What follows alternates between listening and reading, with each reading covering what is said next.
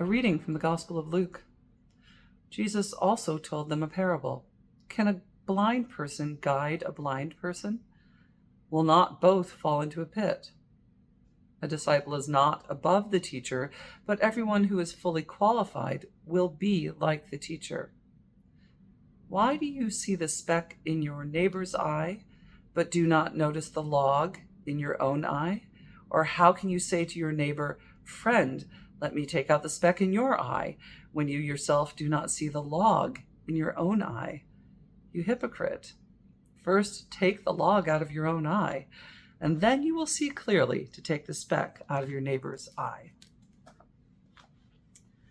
We'll come with this couplet of teachings. Again, we're in the midst of the great teaching series by Jesus, the Sermon on the Plain.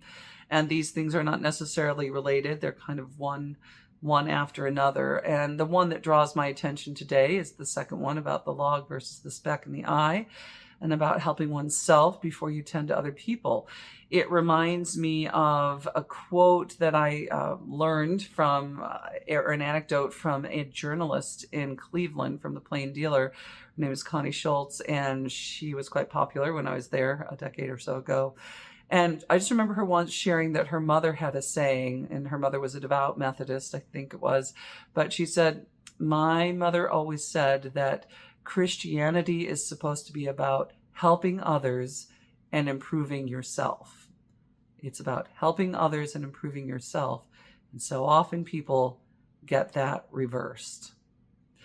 And I think that's a wonderful modern take on what Jesus is saying, how easy it can be to want to help others be better and help them improve in all the ways, to get them to improve, and sometimes that seems to help us feel better about ourselves.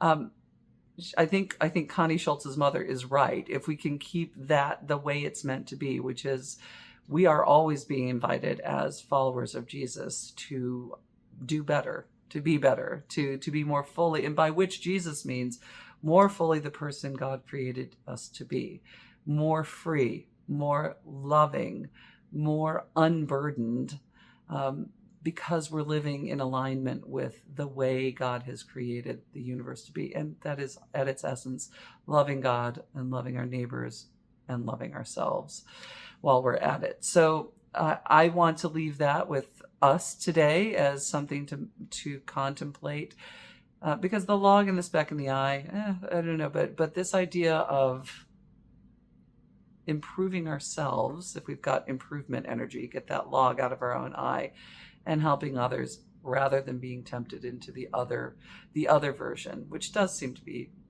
at least a temptation for some. So as we carry on in our day, I hope that you find ways to do as Jesus bids us, to get our own vision tuned up so that we might see God and God's love for us more clearly. And that probably will result in us treating those around us with more love, more compassion. May God be with you this day. May God bless you and keep you this day and always. Amen.